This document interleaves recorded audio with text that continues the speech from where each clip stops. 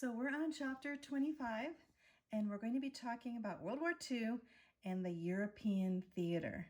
That is what was going on in Europe during the years of 1939 to 1941 in the European War. Now it's World War II, but it hasn't gone worldwide just yet.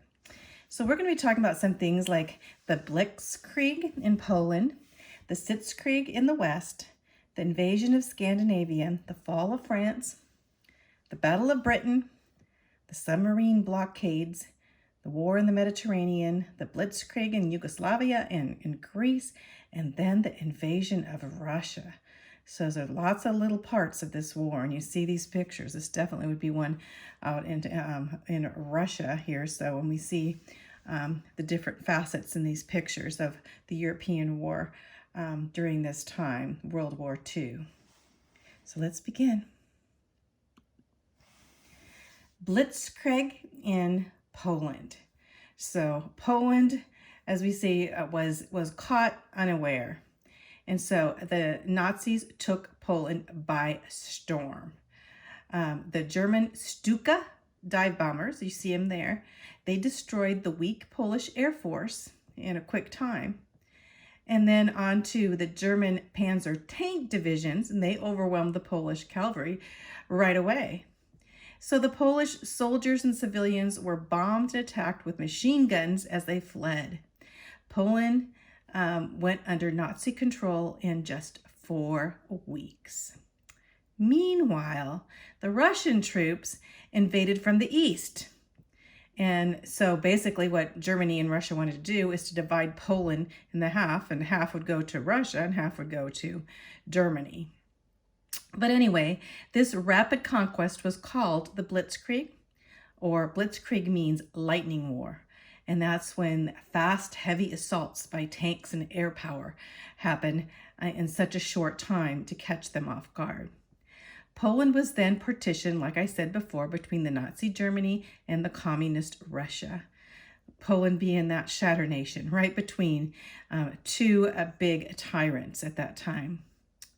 So there was a reign of terror and oppression of the Polish people, majorly. Nearly 7 million Polish people perished during this time, died during this time.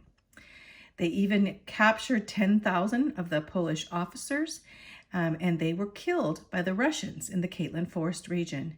So they killed their officers. So here's Poland. You can see these pictures. Totally devastated. You can imagine what the world was thinking there. What we were thinking in the West is, oh my goodness, what's going to happen next? With Poland now, they took over Poland by force. Remember, they had taken over Czechoslovakia. We know that. And so now they were waiting on what they were going to do next. And surely they were waiting, as Hitler had a plan, a master plan. They call this Sitzkrieg in the West. That means sit-down war, or the waiting time. And so Hitler was going to follow his master plan. And I would say he was one of the biggest liars as for leaders that ever was. But there's still some today. But anyway, Hitler was following his plan. And so during these first 7 months after Poland, there was nothing going on. So the French sat securely in their fortresses along the Maginot Line.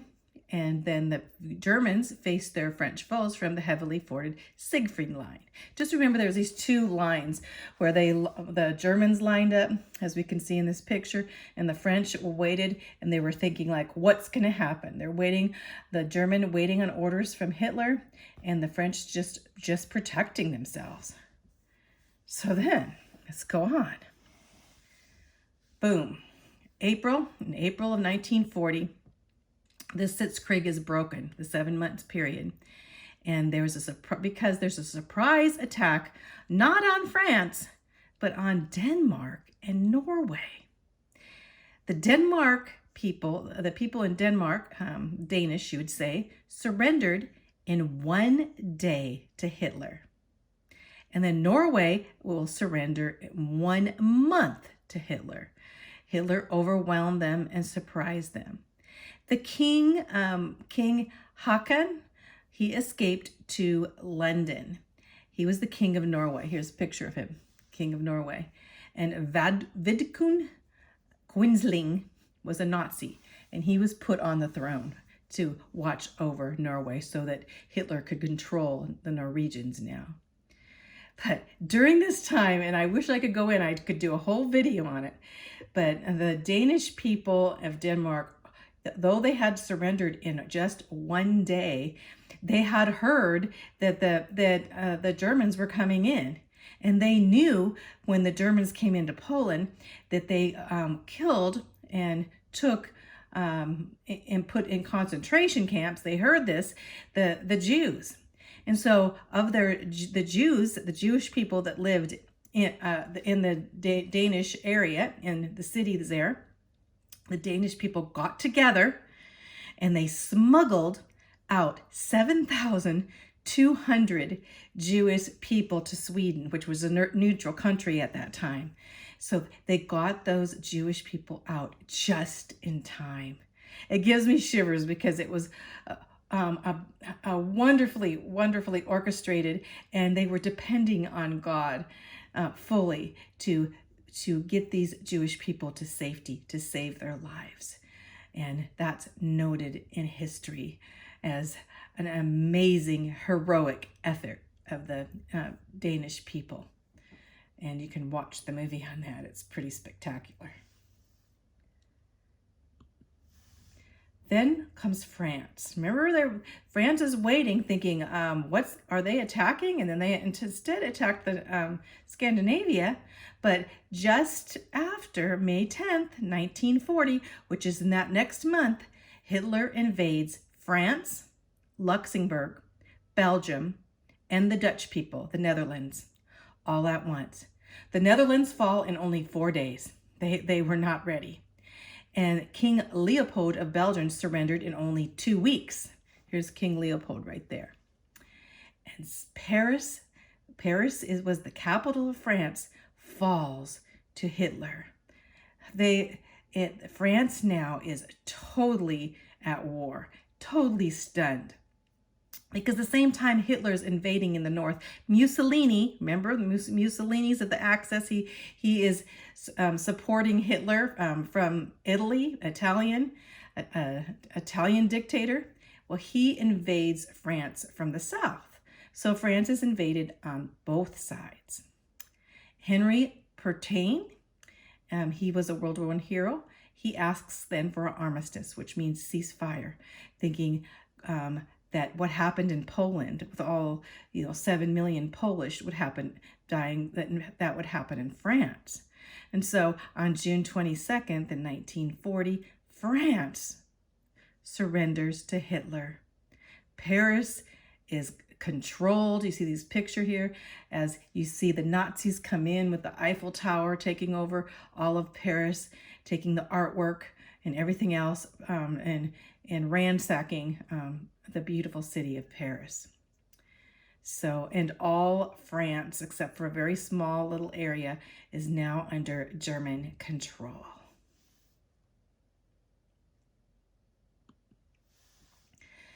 In the midst of this, well, right before Paris is taken over, I have to say there's another miracle.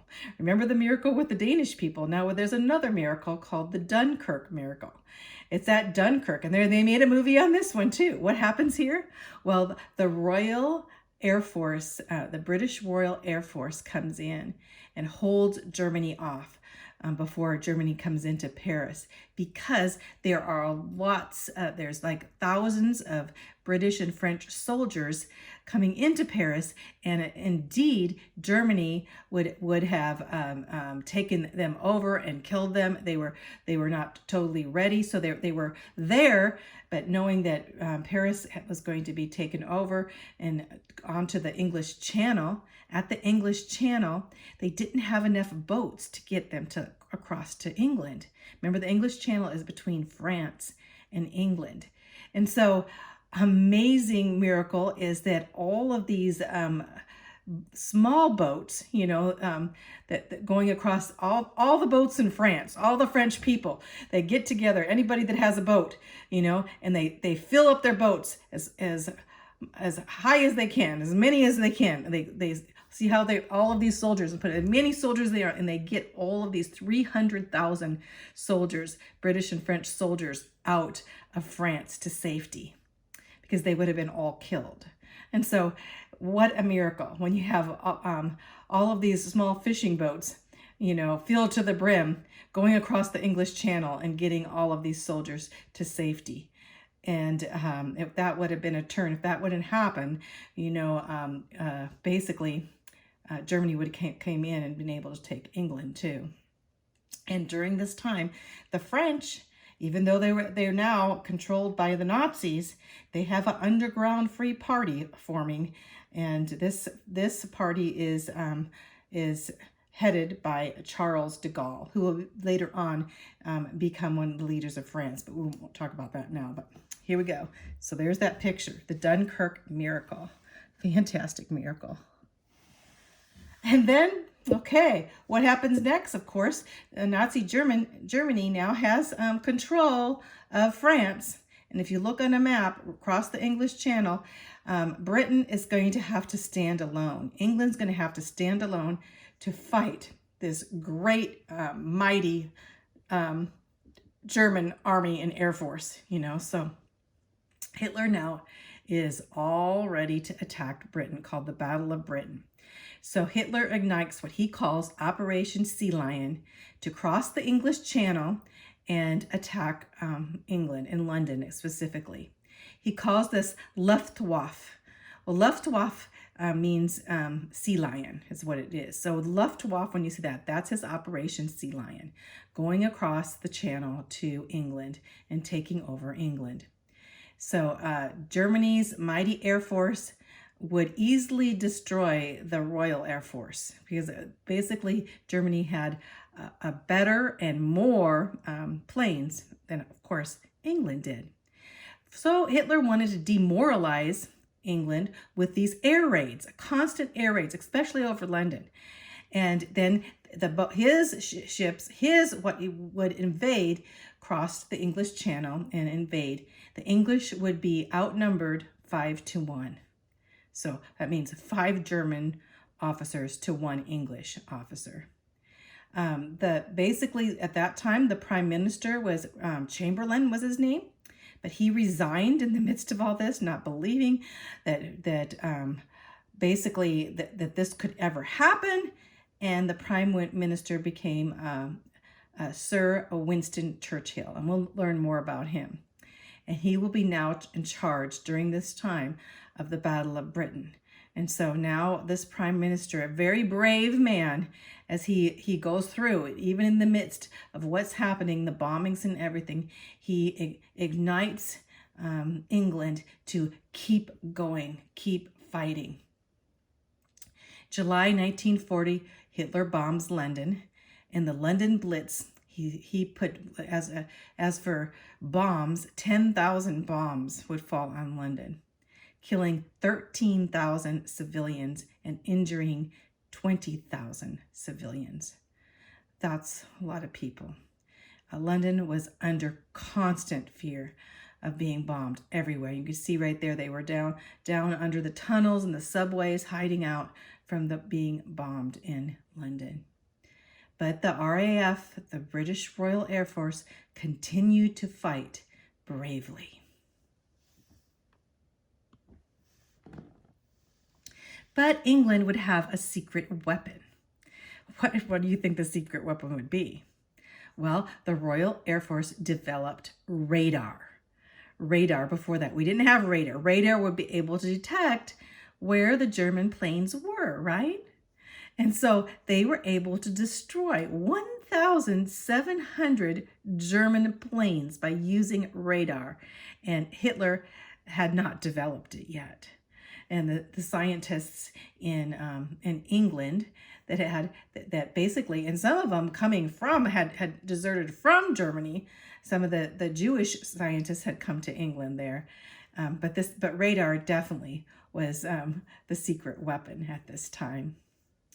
And so Hitler did postpone his Operation Sea Lion, Luftwaffe, and he postponed it indefinitely.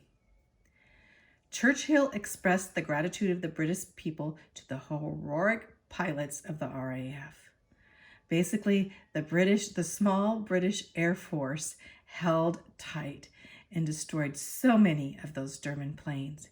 He would say, never in the field of human conflict was so much owed by so many to so few. Those pilots were heroes.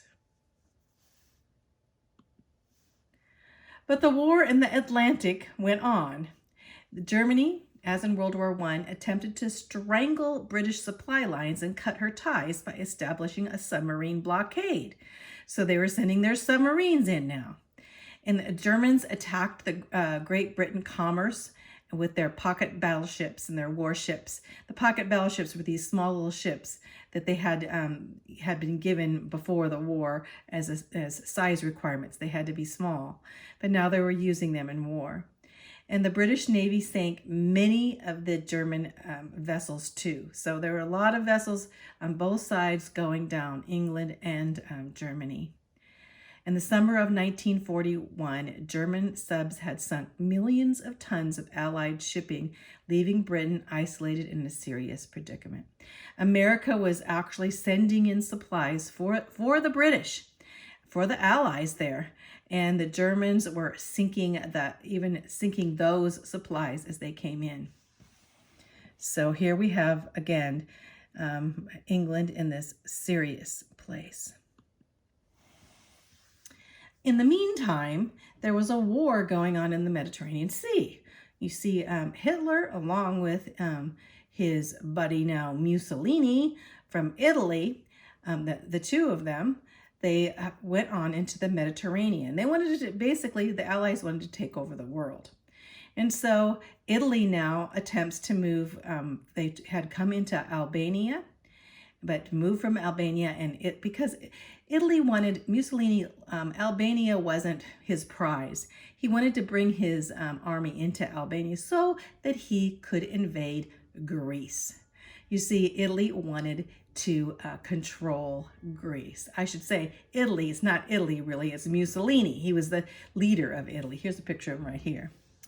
And so the Greeks fought very valiantly for their home country.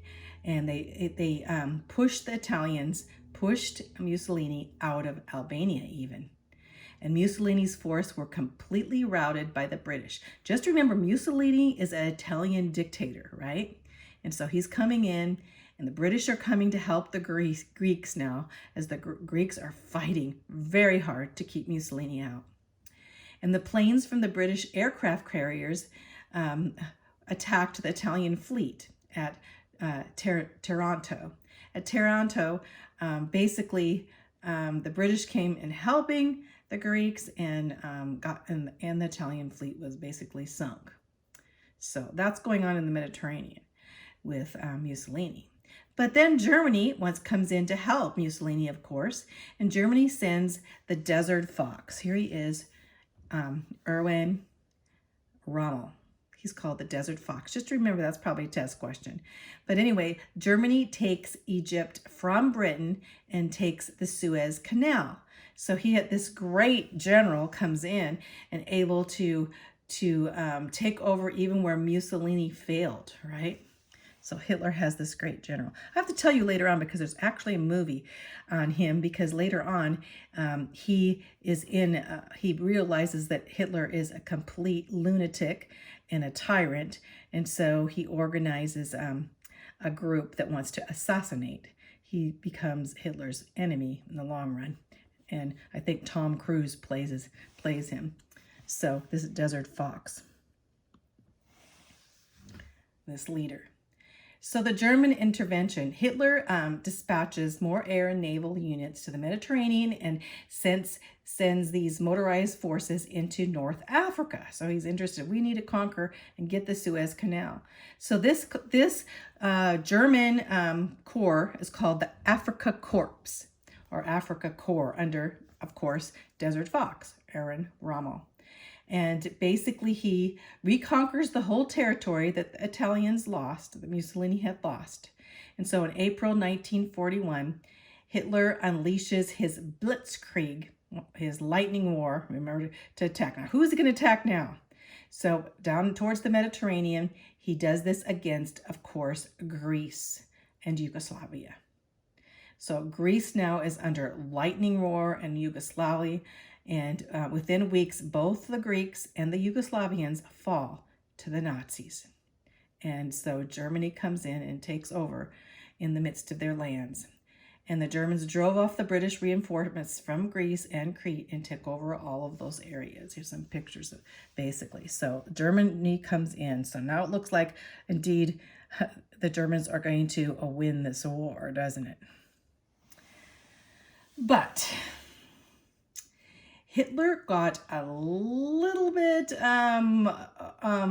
overjoyed in his mind, thinking he could take over the world. Now remember, he had signed a non-aggressive pact, had signed with Stalin in Russia.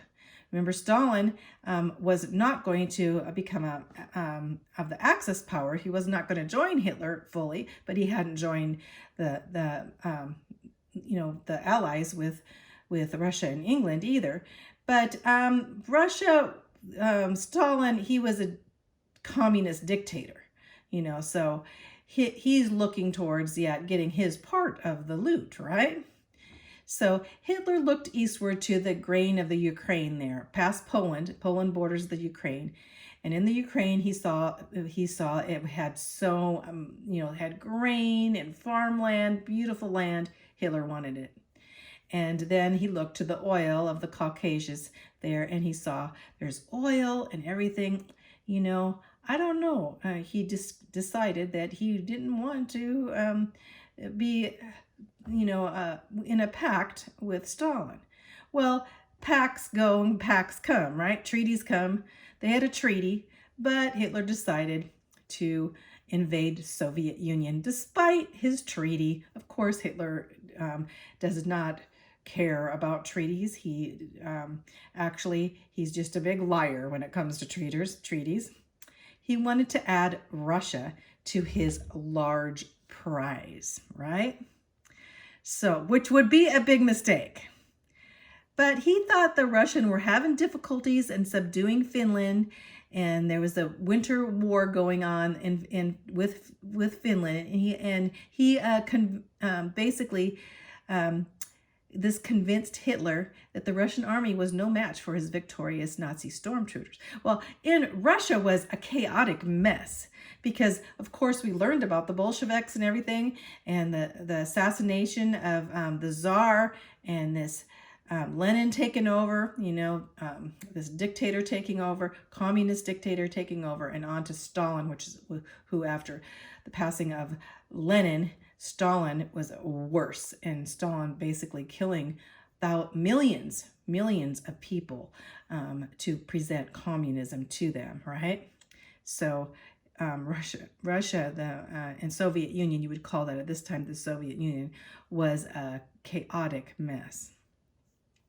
So Hitler massed 150 divisions, 3 million soldiers, along the Soviet border. And so he struck Russia on the front. Russia not thinking they're allies, right? They're together. They divided up Poland. But Hitler wanted to take Russia too. So he struck the Russian front on June 22nd, 1941. Some pictures. And of course, Hitler had initial success because the Russians were surprised. After completing the surprise invasion over the Russian forces, the German armies captured hundreds and thousands of Soviet soldiers. The soldiers were not ready to be captured by Hitler, Hitler's tanks pressed toward Leningrad, going on to Moscow and to Stalingrad. And the collapse of the Soviet Union seemed inevitable. Seemed like the Soviet Union was going to collapse. But I love this part. It says, if you're looking on your video here, it says the Russians had two great allies. Who were these? General Mud and General Winter. The Russian winters were horrific, right? Lots of snow, lots of cold, lots of ice, and then everything turned to mud. You can't really drive tanks too well in the mud, can you? So Hitler came in by the invasion of Yugoslavia and Greece, and he pushed his plan back 6 weeks. So he went on, instead of finishing his plan here, he pushed it back 6 weeks. Of course, he's invading Yugoslavia and Greece at that time. And then the autumn arrived with torrents of rain, turning the roads into quagmires of mud. And then in the late October, snow began to fall, and Hitler's troops were caught without winter clothing at all. They had no supplies or no equipment. The Germans had nothing. And of course, they're in the midst now of Russia. They're in the midst of the Soviets there. And of course, unable to fight when they're freezing to death. So Russia strikes back at this time. The bitterly cold Russian winter and the massive Soviet counteroffense drove the Nazis back from Moscow. They were just in sight of the Kremlin in Moscow. They could even see it, in the distance. But Russia drove them back. In 1941 to 1942, it seemed that the invincible Germans were on the verge of complete collapse. The Germans coming into Russia was a mistake. When spring came, both the Nazis and the Soviets were totally exhausted in the spring. But the Russians had this vast reserve of manpower and vastness of their land there. So this was actually a turning point of the war, and proved to be in 1941, when Hitler's forces, the German forces, now, had to retreat out of Russia, so in the midst of being totally exhausted, So, just like Napoleon, remember Napoleon tried to invade Russia and got caught in blizzards? So the turning point in 1941. There were losses in Russia now. The Germans had lost a lot of men, and a lot of them had froze, and a lot of them were sick because of not having the proper clothing in a freezing nation. And then the stalemate with the British. The British had kept holding on under Churchill, said, do not give in, we'll fight to the end. So the British had not. And then, of course, we're going to have another happening when the United States enters into the war. Now, that's going to be in the Pacific. We'll see why. What brings the United States into the war, and we'll find out in the next video. The days of Hitler's 1,000-year Reich were now numbered. Now that Russia was at war with Germany, so now the Allies now considered Stalin and the communists as partners, thinking, okay, now Britain says, well, Russians are helping us now. And so now they thought they were equal partners against Hitler and the Axis, although Churchill never, ever trusted Stalin at all. But now they were both fighting against the common foe, the Germans. The Allies, especially the United States, later on would send billions of dollars of weapons and supplies to the Soviet Union, to Russia, during the course of this war, for them to fight the war on the Eastern Front. And this enabled the communists to drive the Nazis out of Russia. They did. But unfortunately, later on, this would also help Stalin. Of course, Stalin here would enslave Eastern Europe and threaten the freedom of many nations after the war, spreading communism. So here we give all this to this communist dictator to help defeat World War II, and later on it's going to be a sorry decision, right? So we're going to find that probably, as we go into the next videos.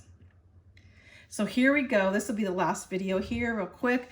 And you can see here the Axis controlled. That's Axis is Germany. Axis in 1939. These are the German countries that were taken over right away, including Czechoslovakia and Austria. Remember that? And then we see how Poland now is being taken over, and onto all of these other countries that are going to be controlled by the Germans. And the Allies here, which are going to be basically, as we see, as England and the Soviet Union, are coming in against Germany now. So this is a great map to see. And you can see the cities bombed here. As you can see what cities are bombed. We see Poland being bombed with Blitzkrieg, and on to look how the bombings are in England. all of these bombings all the way. England was under the British. The British were very devastated by the bombings of Hitler during this time. So let's stop there.